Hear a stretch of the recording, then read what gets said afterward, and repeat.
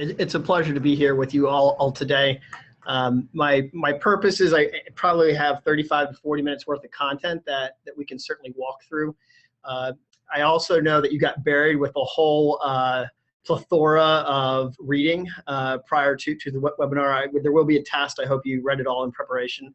But really what I want to do is just provide as many resources as possible to you all as you think about this topic.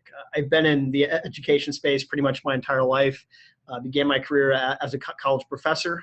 Left the college ranks primarily because I was concerned that my freshmen coming into my collegiate classroom were simply not prepared for the rigors of the collegiate space, and so spent about 5 years teaching 9th through 12th graders, and then really for about the last 10 or 12 years now, I've been doing a lot of work on kind of both the state level and the national level as it relates to helping building systems and classroom environments that will actually help students learn and succeed. I currently work for Envision right now as a Chief Academic Officer. I've been here for a little more than 3 years now, but I've also done a lot of work with school districts around the country, with the Rochester City School District, upstate New York City Department of Education, several school districts in Florida, currently having lots of conversations with Montgomery County here in Maryland. And you know, the one lesson that I've taken away, and this is I think what will come through, if I could sum up this whole presentation in one phrase, it's this: the fundamental issue in the K-12 and quite frankly in the K-20 education space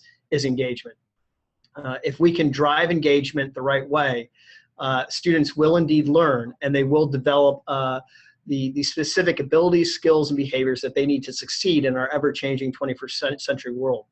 And you know, part of the reasons why I've always been so excited about what AEE does is the best way to drive up this engagement is through an experiential model. And so what we really want to focus on today in this presentation is classroom strategies that empower learning. And you know, we don't necessarily have to define classroom as a traditional brick and mortar. We certainly can, and some of the slides will certainly look at some of the data from a brick and mortar standpoint. But I want to give you kind of some landscape, some background knowledge, and then there are 4 specific areas that I want to talk through with you today. And those are the 4 areas that a lot of the readings tie to. So let's get started. You may be a fan of the Star Trek series. I certainly am, but there's in one of the recent movies, this was the picture of what education perhaps looks like in the future. One student, in this case Spock, being fed information from a computer, basically one-on-one. What we know from all of the best research we have right now is that this would certainly not be the case if we are trying to prepare students to succeed. Some of the best research that's come out from OECD reports of late showing that actually human interaction, human connection, humans working together is one of the most important traits. So while we might think about, you know, I'll talk, one of the 4 areas I want to talk about is, well, how do we think about tech then? But you know, technology certainly has a role to play, but it is a tool. The things that we want to spend time on today is we're going to look at some of the research connected to student engagement, because as I've said, I think this is really at the heart of what's going to drive classroom improvements.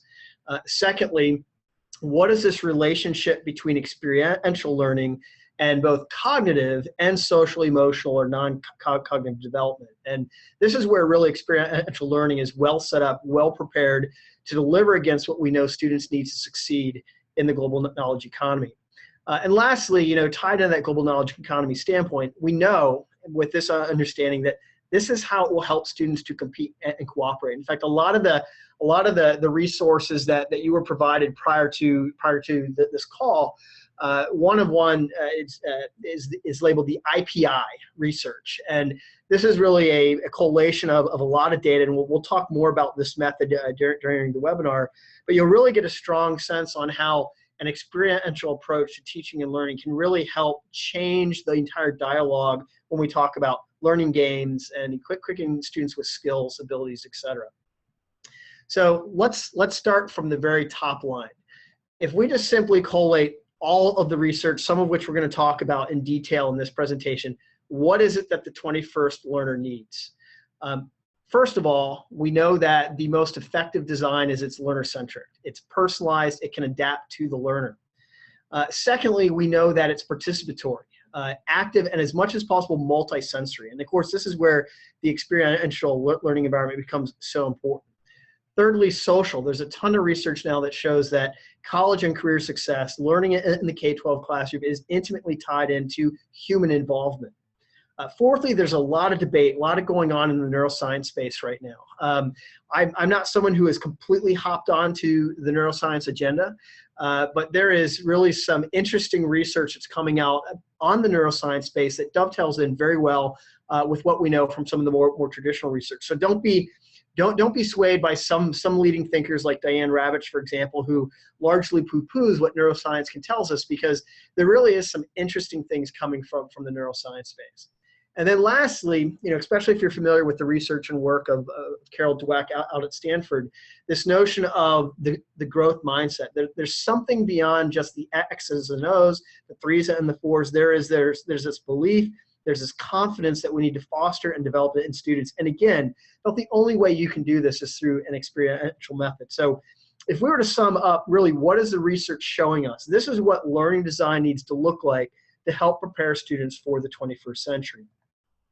So wherever there's a blue side, I want to make sure I'm not missing questions or things that are coming in. Right now, I'm not seeing the question box lit up, so we'll go ahead and keep moving. But whenever there's a blue slide that shows up, we'll definitely check in on this. So there should be a poll that's populating about now.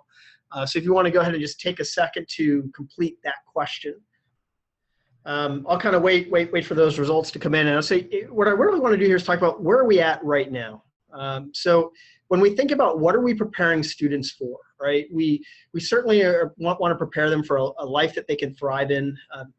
They're going to want a job, all right? They're going to want to get some level of post-secondary training. We've seen a complete shift in the last 30 years from a job credentialing standpoint. Back in the late 70s, only about 1 in 4 jobs required some level of post-secondary education.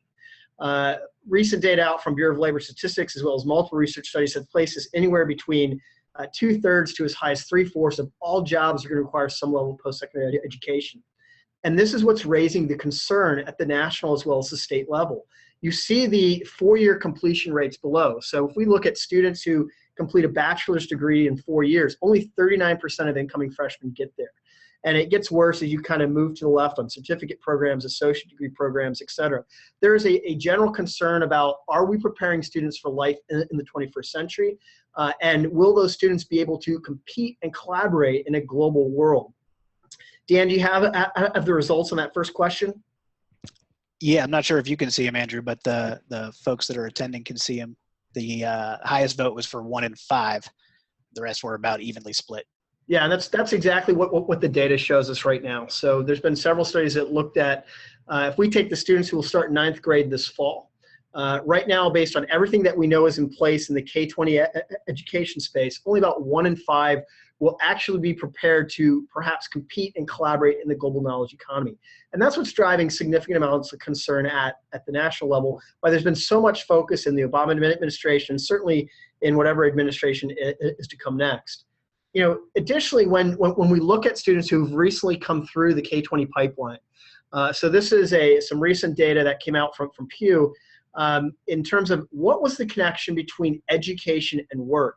And you'll notice there's lots of different data here, but the big takeaway is less than half of our employed young adults believe that education prepared them for their career. And so, I hope in your mind you're starting to ask the question, well, why is this? What's going on? And even as we look at now as this technology infused environment, I've got a couple quotes from superintendent here, the exec director CAPS, of we're looking here at a K-12 and in some cases a K-20 education system that was designed to prepare students for the industrial economy, and truthfully did a very good job at that. But now as we're looking at the global knowledge economy, we're realizing that the current system is struggling to pivot. I think teachers are doing a lot of great work. I think administration is doing a lot of great work, but the system as a whole is struggling to pivot. And so as we think about, well, what needs to happen? What are things that we need to be focusing on? This is kind of what we really want to spend some time talking about. So there are not just student interests here, but there are national interests, there are state interests, there are global economy interests as we think about the work that needs to take place. So I'm still not seeing questions coming in, so let's go ahead and continue with some quick thoughts about engagement. And then we'll get into, so I hope what will be some practical suggestions on strategies that we can take.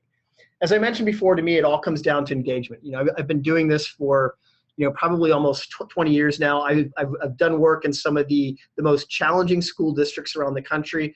I've done work in some of the most privileged school districts around the country. And at the end of the day, it's all about engagement. I realize that there are some barriers from poverty and things along those lines, but what I have seen consistently is that if you have an instructional team that can properly engage students the right way, the profiles that those students potentially represent, whether they're race, income, et cetera, those things can be wiped out by engagement. And so this is why you'll see so much focus specifically on instructional approach, instructional design. What are we actually doing in those learning events? So maximizing student engagement, that's the key, but it's a specific type of engagement. It's higher order, deeper cognitive engagement that the research shows our students really need. And we'll explain in more detail what we mean by that. If we look at the key research, and some of this ties into those 5 key points that I made before, but we start from the standpoint that the learner is the core participant. And we know that the human brain is primed for interaction, and that emotional and cognitive dimensions are intimately related. This form of assessment in an experiential environment really becomes the bridge. This really becomes the key. And some of the pieces that I'd sent you prior to the call today really get at kind of some of these points. There's the largest piece I think I sent, it's about 190 pages, which is the research work that GlassLab has done in terms of the type of engagement that drives skills. And this is specifically tied into the gaming point that we're going to talk about. But what we're seeing is really interesting results in terms of how you can drive learning. And again, as I've mentioned before, it's all tied back into that experiential approach. There are 3 particular things that I'm seeing in the neuroscience space, and certainly not doing justice to it by boiling it down to 3. But what we know what's really driving learning is if you can empower the limbic system, this will drive memory. Multisensory experiences in particular, we know are amplifying long-term memory. And the interactive on the human side, all right, moves info from memory to the frontal lobe. So when you just look at those 3 things from a neuroscience standpoint, these are things that are aligning very well with what we've known really for centuries, you know, in some sense, or even just if we think about going back to Dewey and in more recent times of where kind of the experiential model's out. Neuroscience is now beginning to show us a lot of interesting brain-based learning that actually aligns with that process. When we talk about engagement, the reason why it matters is all the research, some of which we'll talk about, clearly shows a relationship between engagement and disengagement. I mean, we would expect that, right? And what we also know is upper order cognitive engagement is the only type of engagement, and I want to underline that, is the only type of engagement that we're seeing in the data right now that actually results in the academic success and 21st century skill knowledge acquisition. So if we're talking about delivering the right skills, behavior, and knowledge parameters that students need in the 21st century, only right now that we're seeing it in the research, and again, it's not exhaustive, but the only thing that's delivering is upper order. And this is why the IPI model, which I'm going to talk about more later, is I think so important for us to look at, even from an experiential standpoint, in terms of how we design the classroom experience. I want to make sure that I'm very clear about terms. So there typically in the research, there are 3 types of engagement that are discussed. There's social, emotional, and intellectual. All right, social focuses more on this sense of belonging, participation in school culture. Emotional is more so about the formal requirements of school, and intellectual, this is where most of the research is being done, quite frankly, is on the emotional and the cognitive side. Most of the comments that we're going to be looking at today are in this last one, the intellectual engagement, but I don't want to undersell the social engagement. One of the largest research studies on college success was published last year in book form in a book called How College Works. And it was interesting, they'd done a 10-year study on college success rates. And what they found is and I'll quote from the book, they said, the #1 factor is who one meets and when. So the social factor was the key in the study that they did in determining college success. The argument that the book basically makes is that your physical dropouts in the college space actually start as psychological and socio-emotional dropouts first. And so, you know, certainly I understand there's important work being done on the social engagement side, but most of what we're going to look at today is on the cognitive side. So there have been 2 recent landmark studies. I've actually included these studies in the documents that you received. One is the High School Survey of Student Engagement. This has been going on for several years at Indiana University in Bloomington. They're the ones who maintain the data here. And then secondly, this was a major project that was done, I think, roughly about 5 or 6 years ago by the Canadian Education Association, which looked at how student engagement was going in Canada. And so those are 2 reports that you have as well if you want to look at the details. But just to basically look at some of the select findings. So we know that about 2/3 of students that are sitting in high school classrooms in the United States each day are disengaged. There is no learning that could potentially take place. We do see more variation within schools than among schools, all right? And so what that clearly tells us is that an individual teacher actually makes a significant difference in terms of the experience that the student has. Thirdly, adaptive teaching, so aligning instructional methodology to individual students is extremely important in driving engagement. And we also see where we see the big plane off is right around grade 5, grade 6. This is where you really begin to see the engagement slide. And this is a, sorry, this is a quick chart that came from the Canadian study. And so when they looked at the engagement level, and again, this is the cognitive engagement level in the classroom space, you know, so around grade 5, it's not bad. I mean, you're always going to have some students that are struggling to engage. You know, so you had, you know, roughly, you know, 4 out of every 5 students were engaged in grade 5. But then you begin to watch the slide, all right? And by the time we hit grade 12 in Canada, you've got more than half of the class that is disengaged on a daily basis at school.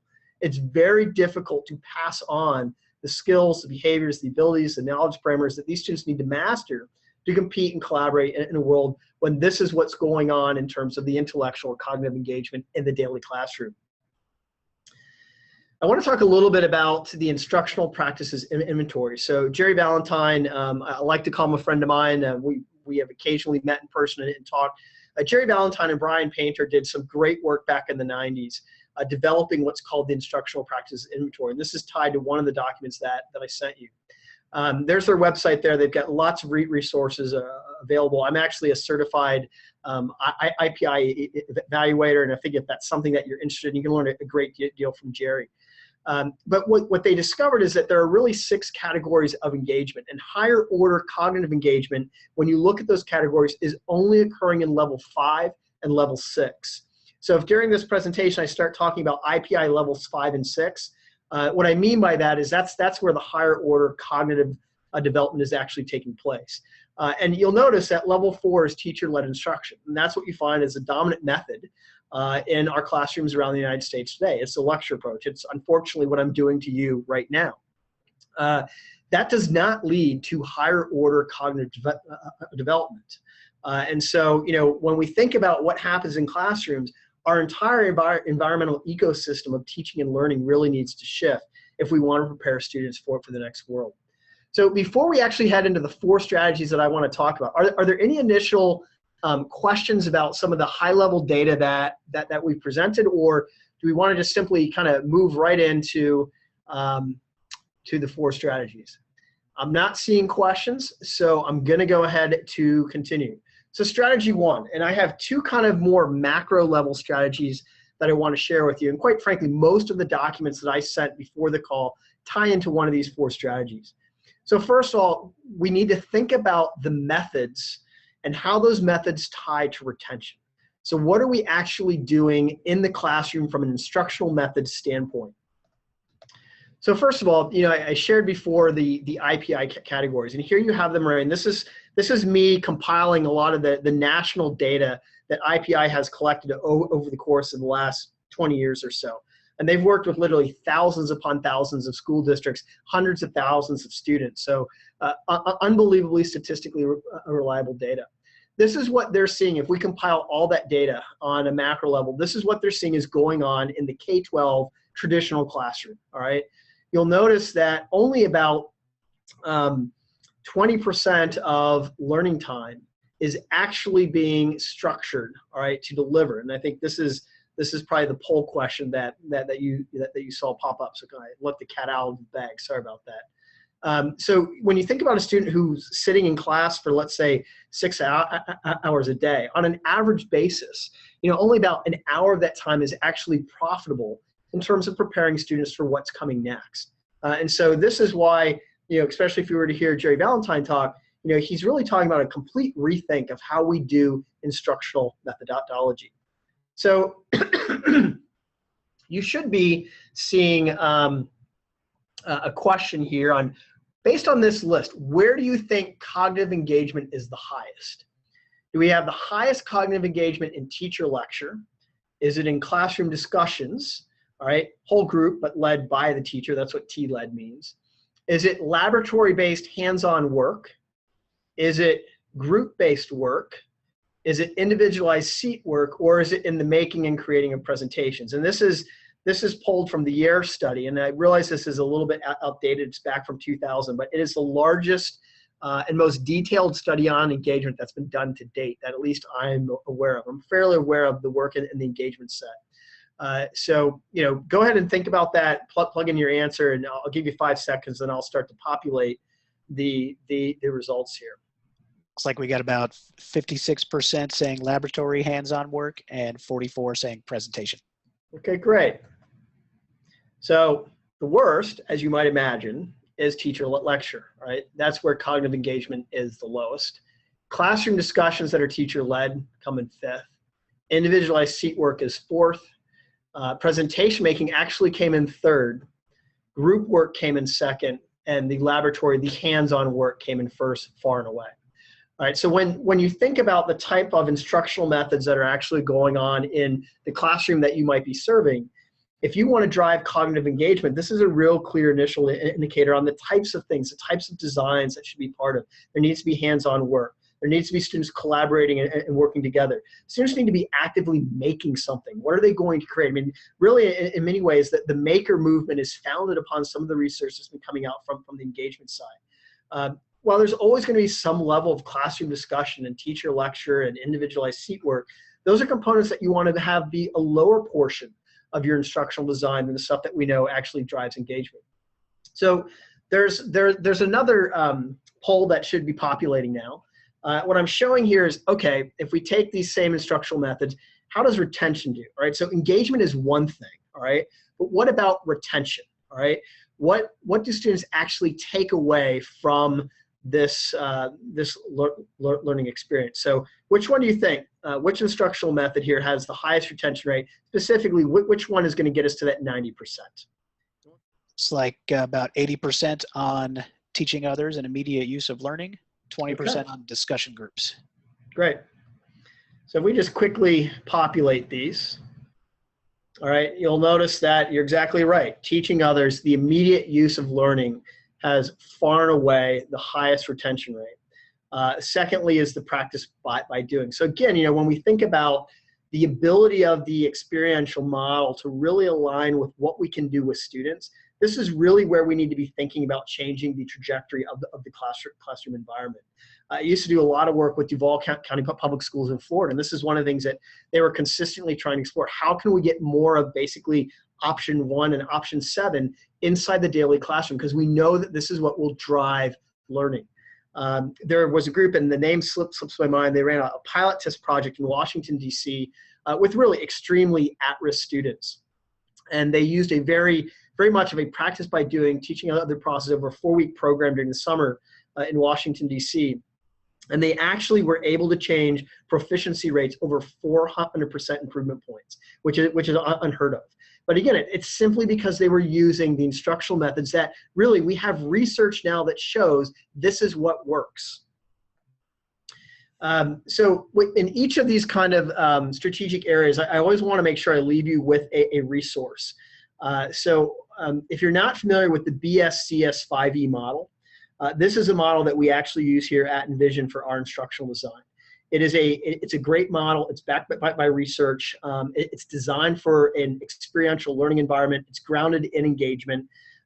There's lots of resources online that you can find on this. Intel really financed a lot of the research on this. Or I'm sorry, I think it was IBM that financed a lot of the research back in the 80s. So conclusive has the research been that we've actually had several states in the United States that for specifically science curriculum have adopted this as the state instructional model.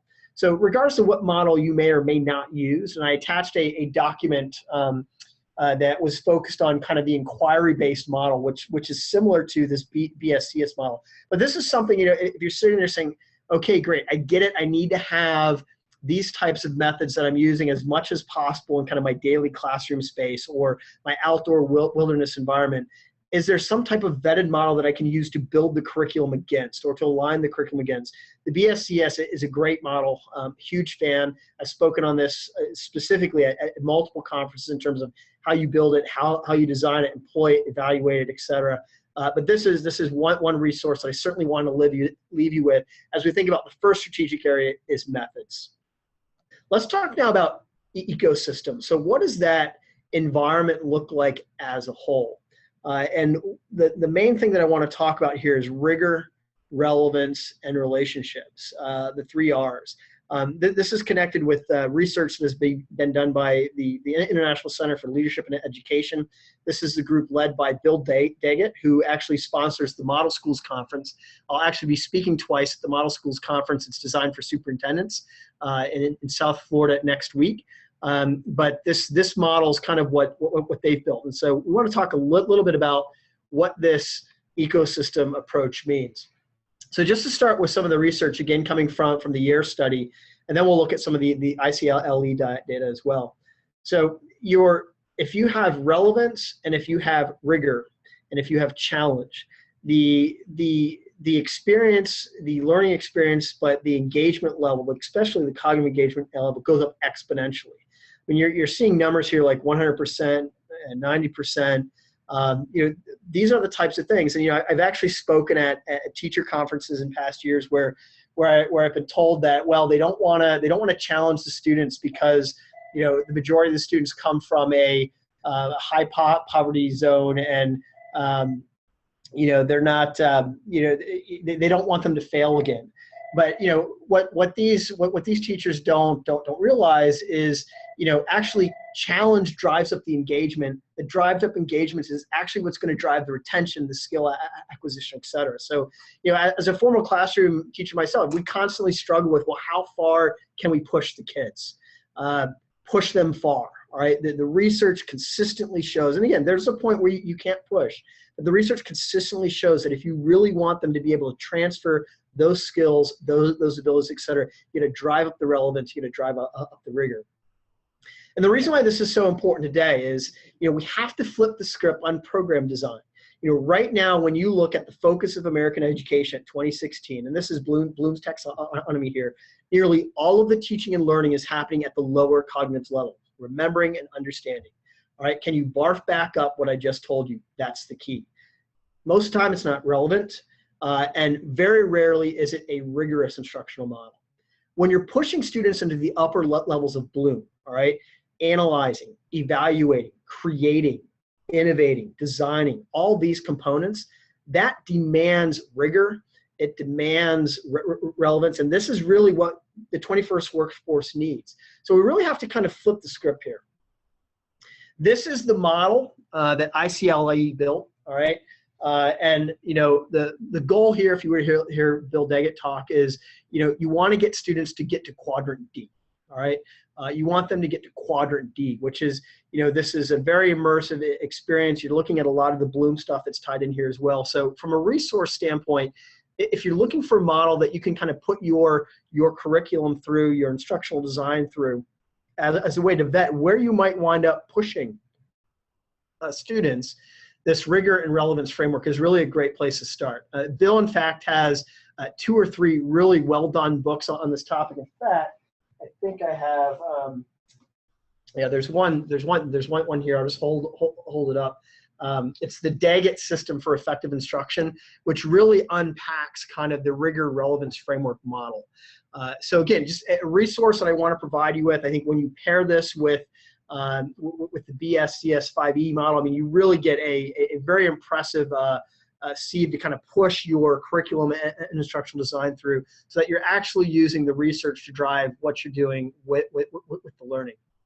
All right, so we did have a question that came in. All right, so the question is, how do we define what is relevant, all right? So that is a very contentious question. You know, I think if you just look at the political debate that was surrounding even what Common Core was or what it was to become, there's a tremendous issue there. So the way that we define relevance here at Envision is we look at what the research shows from what's driving success at the college and the career space. So when we work with students, it's primarily on college and career planning from an experiential standpoint. And you know, so we're looking at what are the skills, what are the behaviors, what are the aptitudes, what are the knowledge parameters that we know from the research define students that are succeeding. And we define that by students that graduate in 100% of institution-defined time. So if it's a 2-year degree, they graduate in 2 years. If it's a 4-year degree, they graduate in 4. So whatever that list is, that is the list of skills, abilities, behaviors, et cetera, that are relevant for the programming that we build. Right? Depending on the type of programming that you build, whatever those outcomes are, and hopefully those outcomes are based on research, and I'm sure they are. Right, that's really what should define relevance for the type of program, the type of classroom, the type of curricular instruction that you're driving. So again, that's the way that we use it here. But again, we're looking at where's the research pushing us because that's what's most relevant for our students. There are some, and I certainly understand the value of, well, what's relevant is what students like, right? And I think you can manipulate that sometimes to help align with and help promote the things that you're trying to do. But students are fairly smart. They see through a lot of that kind of stuff. So just simply, you know, I know I had teachers once when I was teaching on the K-12 level said, oh, well, you know, you should have students learn how to wrap the amendments because wrap is in, and that will get them engaged. And maybe, you know, I'm certainly not opposed to wrap, all right? But was it really driving the long-term retention? And, you know, so I think there's, you know, when you look at relevance, it's not as simple as simply defining as what appeals to students. It really should be driven by the research. I hope that helps address the question you had there. So let's go ahead and move into kind of the third thing. There's been a lot of talk, a lot of chatter about game-based learning and gamification. Part of this is because of the technology of the last 15, 20 years, the video game culture, et cetera. And I'm seeing more and more, specifically at national education events that I speak at for like National Council for the Social Studies, the Association of Middle Level Education, which represents middle school teachers, groups like that. I mean, I'm seeing more and more proposals and sessions on game-based learning that take place. So I wanted to talk about, all right, is this something that we can think about as we think about various strategies that we can take? So first of all, let's talk a little bit about what we mean by these terms, game-based learning and gamification, all right? So gamification is very simply just the application of game-like mechanics to non-game entities. You're usually doing this to encourage certain behaviors. You might have badging, leaderboards, point system, unlocks, whatever it might be. And it doesn't have to be in a video game environment. You know, it could be as simple as, hey, you know, if you come to this classroom, if you turn your homework in time in 5 days, you earn these points, right? My wife is a second grade teacher. She has a prize box, and the students earn fake cash, all right, which they can then exchange at the classroom store for doing the types of behaviors that she wants in class. So really, as far as I know, most teachers on some level have some level of gamification. Game-based learning is in some sense kind of gamification on steroids, right? So now you're actually specifically designing curricular instructional design from a game-based approach, right? The main goal here that you're driving at is a critical thinking exposure. And so this is where you're building lots of things like simulations, virtual live rule-based gaming. And so, you know, again, the problem is this often requires a lot of curricular time, which is why you don't see a lot of simulations, a lot of role play games in traditional classrooms, because there's so much content that has to be covered, especially if you're in one of those states which requires kind of a checkbox approach to what needs to be covered in class. You really have to think outside the box in terms of how can you weave that stuff into a simulation-based experience. I wanted to give you just some examples of some emerging platforms that I've seen in the course of just the last 2 years. That if you're saying, all right, I'd love to build some gamified, you know, game-based learning components for my classroom, is there a place to start? So GlassLab, EverFi, and Knowledge Matters are 3 groups that are basically doubled down on game-based learning. And I've pulled out, so the feature column here is a specific game-based platform that I want to talk about. So GlassLab, which, by the way, if you're not familiar with the GlassLab research, and I included one of the doctors for GlassLab, they've done a tremendous amount of research on game-based learning, on student engagement, on skills tied to that. Definitely worth the time. So they've taken the SimCity game and they've evolved it into a SimCity EDU pollution challenge. So students conduct several missions where they clean up and they grow polluted cities. It's extremely adaptable. It's really a lot of systems understanding how humans impact the environment. It is mapped to the next generation of science standards and Common Core state standards. It does have dynamic assessment. This is really what I like the most about GlassLabs, is there's not the static assessment. You've got dynamic assessment. What I mean by that is that it's assessing students throughout the process. So as they try and fail, you're getting some insights into where is the failure taking place. Is there a specific skill tied to that failure point? And so from an instructor standpoint, you're getting great insight into the skills that they're building and what you can improve upon with the class.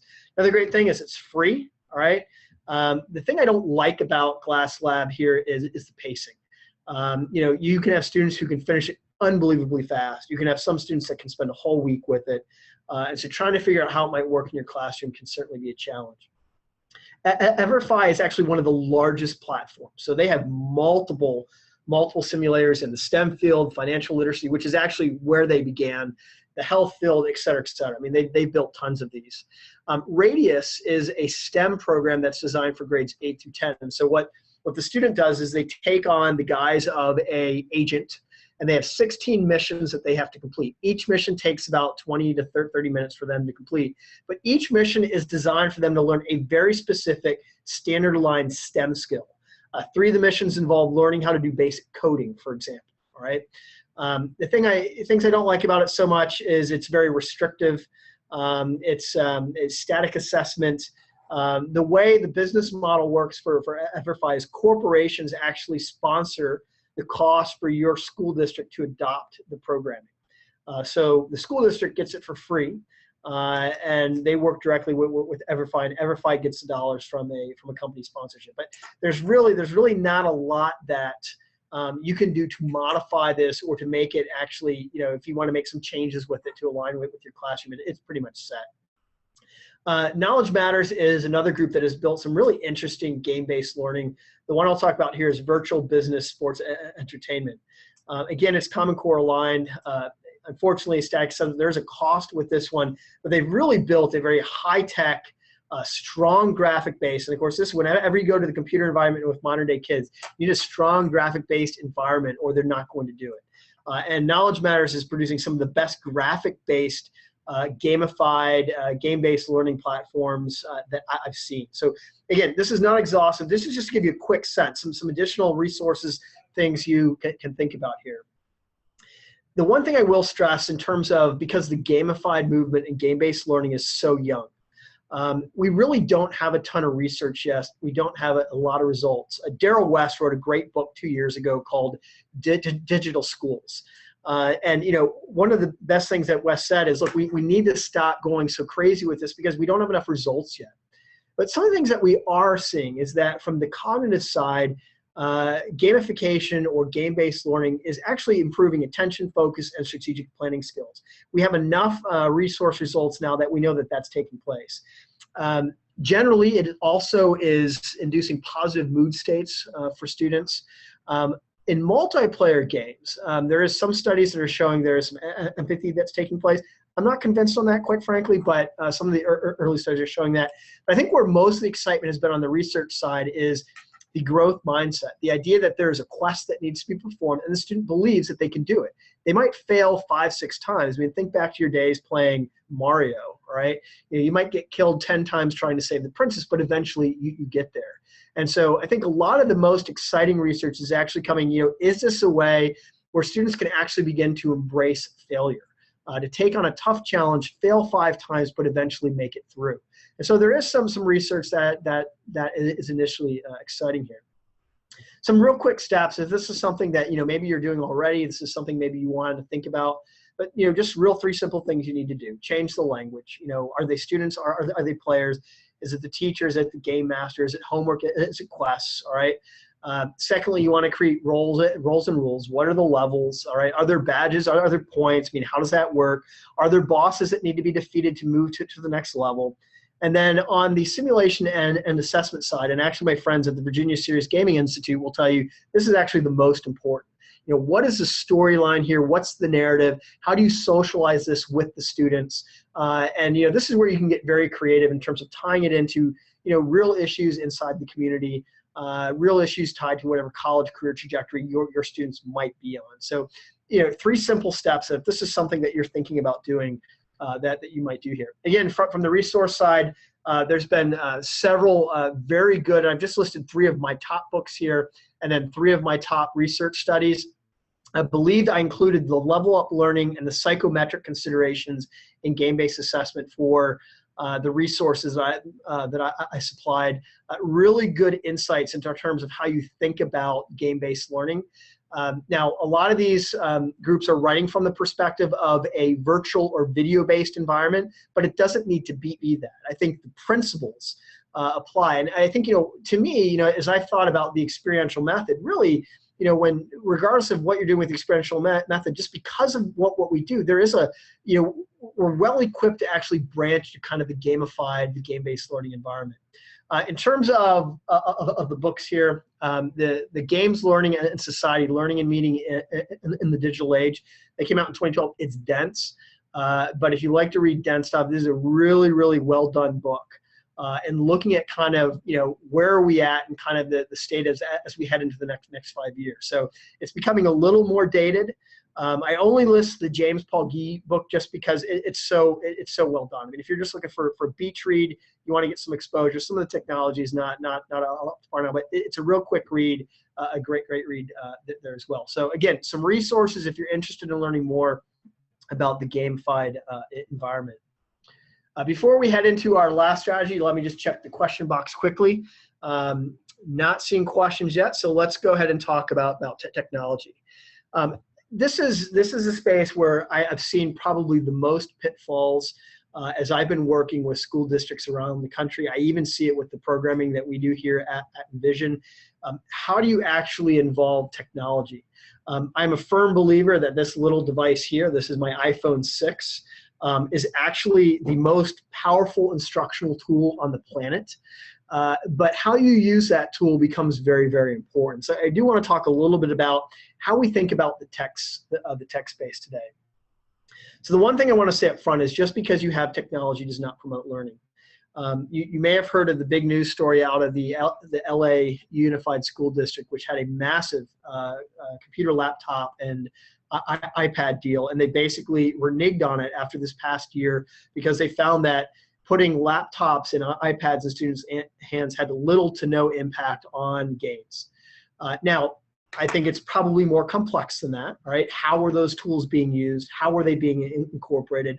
I'm sure there's some budget pressure there as well, but we've actually seen this out of major studies. The Phoenix School District adopted a iPad program a few years ago. Learning gains went down. All right, so just simply the fact that you're going to put kids on iPads or put them on iPhones or whatever it might be, that is absolutely, in some cases, nothing to do with promoting learning. What we need to look at technology is technology amplifies the range of instructional methods. All right, that's really what technology does for you. It allows you to empower learner-centric methods. So we talked about some of that adaptive stuff up top in this presentation. It allows you to do that in a much more seamless, directed fashion. I think, to me, what excites me most about technology is once you have it built into what you're doing, there's a consistent platform for frequent formative summative assessment. So you get a constant check-in, and you can actually now, with a lot of the algorithms and the back-end work that's been built into some of the apps and some of the software, it does it on its own now. So in terms of equipping the teacher with insights into what's that student really going through, what are they learning or not learning, to me that's probably the strongest thing that the technology represents. You can instruct across multiple sensory modalities. We'll talk a little bit about VR, which I don't know if you were at South by Southwest EDU this year down in Texas, but that was one of the dominant storylines coming out was VR. I have a little bit different take on where VR is at in terms of how South by Southwest was thinking about it, but we'll get to that in just a moment. There is research that shows that you can increase attention initially by putting a technical device in a digital native. And digital natives are basically the generation that's in the K20 system right now. They grew up with the web, they grew up with a phone, they grew up with a tablet. So it is true that the attention initially goes up. It's whether that attention actually becomes engagement, all right, and engagement most specifically at levels 5 and 6. There is the ability for social emotional connection, but we also have to be careful there. I had a call 2 weeks ago with the Dean of Engineering at Georgia Tech, and we were talking about some of the things that's keeping him up at night as he thinks about the incoming freshman class. And he said, look, we're a top 10 engineering school. From an academic sense, these kids know their calculus, these kids know their physics. That's not a problem. He said the problem that we're really seeing now is these digital natives that have grown up where their socialization factor happens through their phone, so they can't talk to people.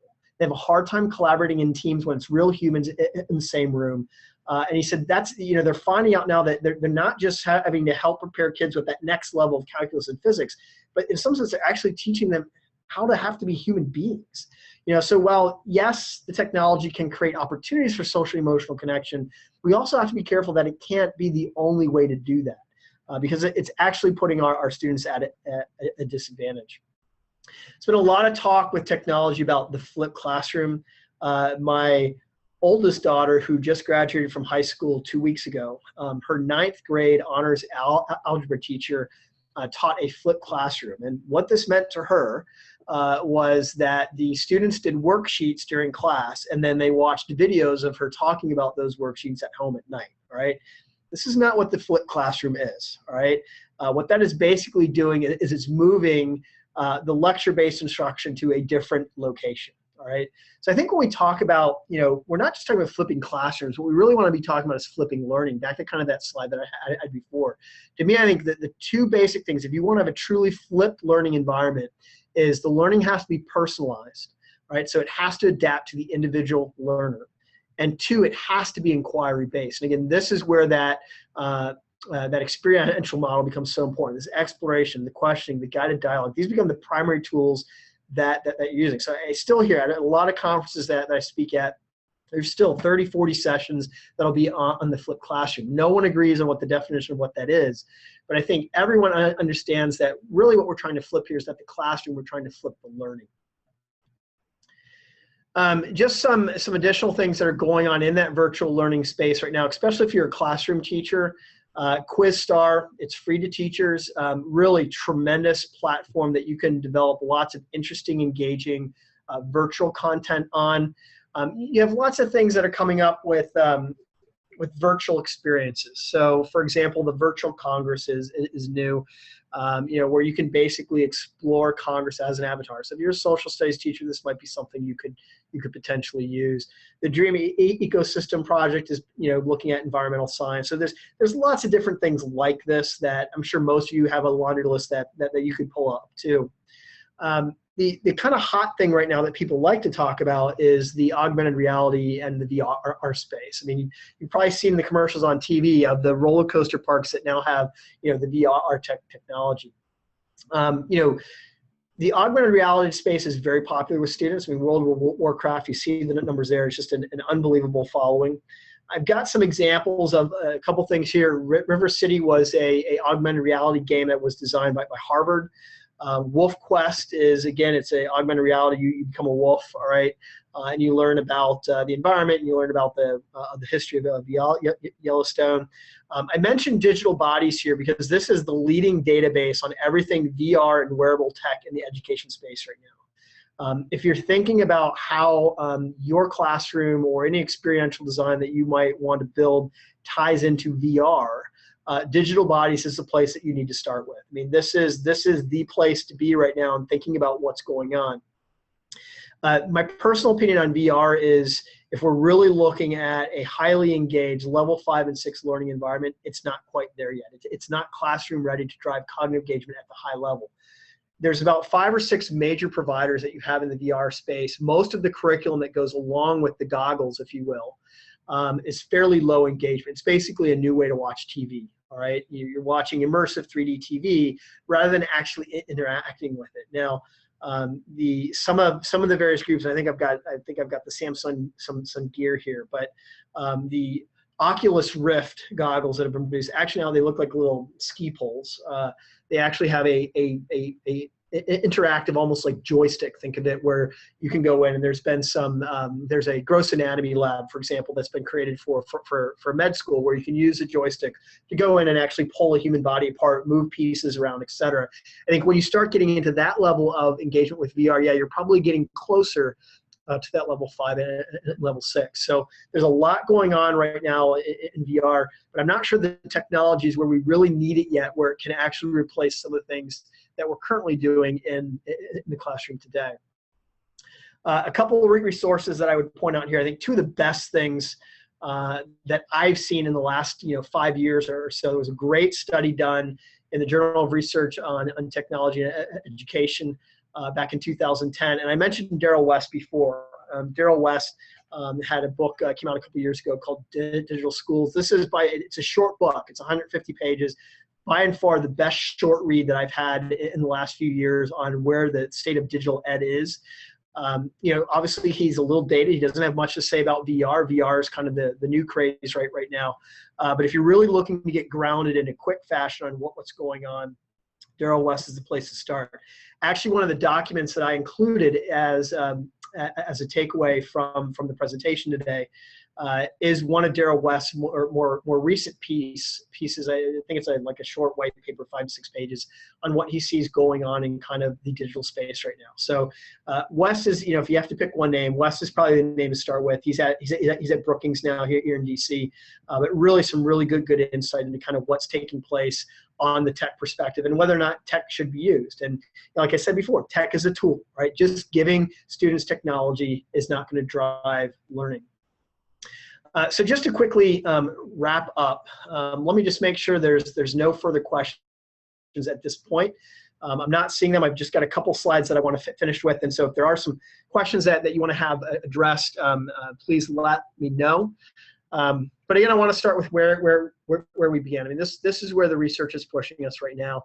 These are the 5 things that we know if we want to prepare students to compete and collaborate in the global knowledge economy, this is what they need. The instructional design, the curriculum design, the environmental ecosystem of our learning experiences need to look something like this if we want students to take gains away from the program.